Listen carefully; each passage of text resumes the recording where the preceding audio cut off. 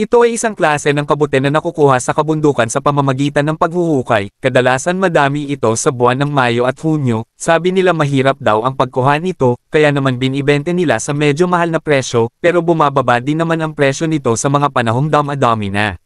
Sabi nga nila masarap daw ito naglalasang karne, kaya naman sinubukan din namin magluto at ayon masarap na.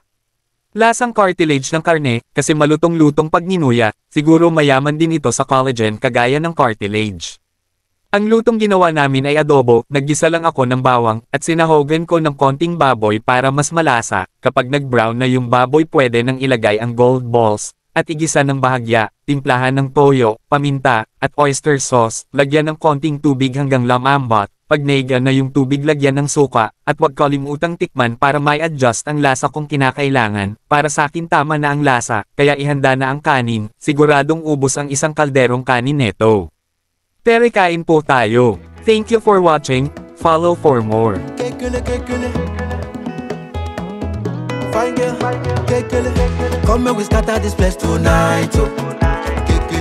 Come here we scatter this place tonight, oh. Come here we scatter this place tonight, oh.